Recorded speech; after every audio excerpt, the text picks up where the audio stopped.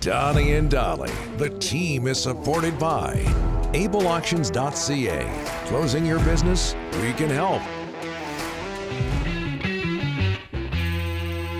Okay, it's being confirmed by several of our listeners/viewers.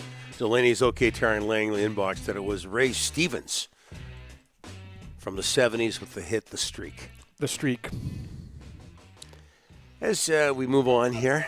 Can you play it, Ryan? We got Elliotte waiting here. Oh, yeah, okay. I don't think Elliotte wants to hear The Streak. Maybe he does. I'm not sure. Okay. It is a Monday, and all of our guests today are sponsored by Passant Motors. Passant is sharing the love all month long. Head to PassantMotors.com and download a coupon for your choice of a Dine Out gift card. Who wrote this anyway? A Dine Out gift card or hockey tickets with your next vehicle purchase. There you go. Get all the info at Passant Motors, BASANT Motors.com. Not a smooth start to this segment, but this will help as we bring in Hockey Night in Canada's Elliotte Friedman, 32 Thoughts podcast. Elliotte, thanks for doing this, sir. How are you? My pleasure, guys. How are you doing? Good. Lovely. Good. I'm going to take it you don't remember the song "The Streak," so we'll move on from that. Do you understand why? Pardon me. It might be better than anything I could say. Like that, you never know. Like, it could be better. Do you understand why Morgan Rielly has an in-person hearing with the NHL on Tuesday?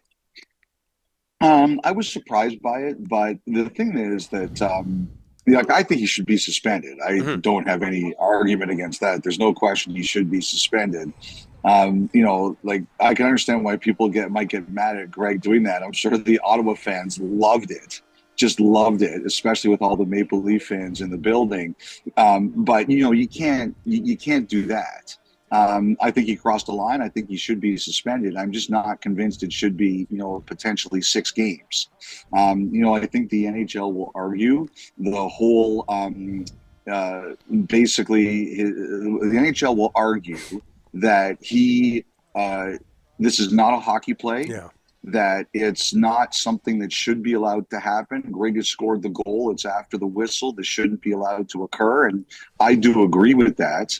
But I also feel that, it's not like if you take a look at the history of cross-checks, and I went through this the last couple of days or yesterday, Don and Rick, if you don't get the head right away, they call it a ride-up, and they tend to suspend a little less for that.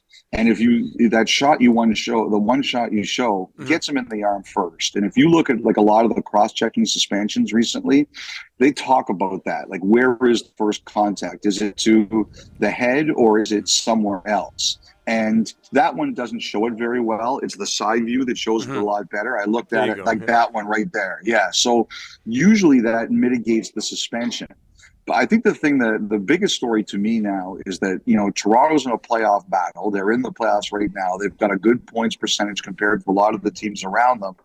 But if you take a look at in-person hearings, I only found 2 situations in the last decade where a player got less than 6 games. One guy got 5 and one guy got 4. So we'll see what this means here. But if they lose Rielly for 4 to 6 games or more, he's their most important player. I know Matthews has 42 goals, but look at their defense without Rielly. That's a massive, massive loss, and that's a massive, massive story. You're in Toronto, Elliotte, and of course, because it was the Leafs, people will have a different opinion of what really Greig was up to. Was it that big a deal, what he did? I got to say this. Again, Rielly crossed the line. He deserves a suspension of some kind. The funniest thing to me, Don, is that, you've played sports, Rick, you've played sports. I see people freak out. When I was a university student at Western, I saw people freak out about much less than that. So, I have seen situations where games get competitive at a much lower level than the NHL, and something happens and people absolutely lose their minds. You got to know, Don, if let's just say, pick your biggest rival. Let's just say that Draisaitl, it's a 5. Let's just say that happened with Draisaitl in Vancouver. Canucks fans would be going insane. They'd be like, how can we let this happen on our home ice or something like that? That's the thing. Like I was talking about on the pod today, it's all tribalism, right? People see this through the lens that they agree. And if the Canucks had that happen to them, they would be the fans would be screaming for someone to do something about it. If the situation was reversed, if a Canuck player did that, the Canucks would be saying, it's not a big deal, leave it alone. Like it's all, Don, it all comes down to, does this happen to the team you cheer for or not? It really does. Okay, Elliotte, I'm going to ask you about Jake Walman then. He scores that goal against the Canucks, and he kind of dances, it was right here. Should the Canucks have done something here? Because they're lucky there wasn't 5-on-5 or 3-on-3, but right here, Elliotte, I mean, what are you hearing about this situation? Well, look, like I grew up. I didn't grow up. We used to live right around the corner from each other. Myself and the Walman family. Really? Yeah, so that's why I call them the Pride of Armor Heights, because that's the area of Toronto that we used to both live in. So I'm a big Jake Walman fan. I will say there was one member of our show, and I won't say who did not like that at all. Bieksa. And it's possible. It's like, to me, like, I don't care. Like, I really don't care. I don't have a problem with that in the least bit. But I know some people do. Like, I bet there are Canucks fans who look at that and they hate it. And again, because it happened to you. But if Quinn Hughes was a scorer on a penalty shot in overtime and he did the gritty, would Canucks fans have a problem with it? Probably not. It's all who you cheer for. All right, we're less than a month away from the trading deadline. Elliotte, what are you hearing, expecting from the Canucks here in the next coming weeks when it comes to the draft? Well, go ahead. Well, one thing, Rick, is that I know the guy who's running your organization, and when he thinks he can win, he is never satisfied, and he thinks he can win. Right now, Jim Rutherford is sitting there thinking, if there is a way I can make our team even 1% better, I'm going to do it. And so I always think about that. Like, you look at the deal with Lindholm and you see that everything you gave up, you like the normal thinking is, well, you can't do that again. And you probably can, unless you start really going into your depth of futures. But that doesn't mean he's not going to stop trying. If he sees something out there, he thinks. So I always assume the Canucks are in the middle of things. They're probably out of the biggest players, Rick, unless they really give up things they haven't indicated that they want to give up so far. But, it doesn't mean he's going to stop trying. Look, like Soucy's hurt. Injuries happen. You can never have too many defensemen. If there's something that makes sense for him, I could see him doing it. I think they really like Juleson. I think they really respect what Juleson has done this year.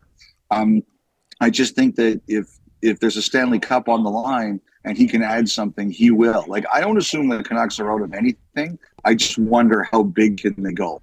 And what I'm sitting here waiting for is, I'm waiting for Tanev, I'm waiting for Hanifin, I'm waiting for Gensel, and I'm waiting for Henrique.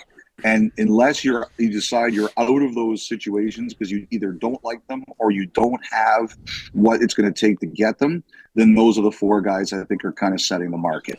All right, you mentioned on your big broadcast on Saturday, Jacob Markstrom, Calgary, Tanev. Give us updates on Tanev and Markstrom, Elliotte, for the people in Vancouver. Well, I just think with Markstrom, I think New Jersey and Calgary had some pretty intense discussions. I think that retention was a big issue, a very big issue. Calgary has only retained once in their franchise history, and that was for David Riddick, who had no term left. It was to the end of the season. So, the price for retention for Calgary is high. I think that was a major reason the deal didn't get done. To be honest, I don't even know if it went to Markstrom. I just don't know where that stands right now. I had people tell me it was over, but one thing I've learned in this business, Rick, is that nothing is ever over. Right. So I do think the Devils are looking at goaltender options. Tanev, I think Calgary is really trying to get a first rounder. I think that's their goal here. Can someone get pushed into a first rounder? I think there are teams offering seconds, no problem. But I think Calgary wants to see if someone gets into first round territory. And, you guys probably can't do that unless you want to go into your future. But I think we all know something, and you've been talking about it at length. The Vancouver Canucks have a lot of time for Chris Tanev, and if now or in the future that was possible, I think they would try to find a way to do it. And before we let you go, Elliotte, 850 career wins now for Paul Maurice. I think a lot of people would be surprised. He's fifth all-time in coaching wins. Anytime I hear anybody talk who knows a lot more about hockey than Rick and I, not you, but Rick and I, they talk about the Florida Panthers and how impressed they are by them. Second in the East, I believe they're third overall. How much of a cup threat are they, keeping in mind they did make the Stanley Cup final last year? I think they're a big threat, Don. I think they play really hard. I think the other thing, too, is don't forget they were without two of their best defensemen for most of the season. And they were still up there. That's a team that plays really hard. They got star power. They got great players. They got good depth players who understand their roles. Like I said, they play hard almost all the time. I think there's a lot of similarities between the Canucks and the Panthers. I think you guys have more elite talent, but I think that there's a similar buy-in. I think the players buy into what Maurice is selling, just like the Canucks buy into what Tocchet is selling.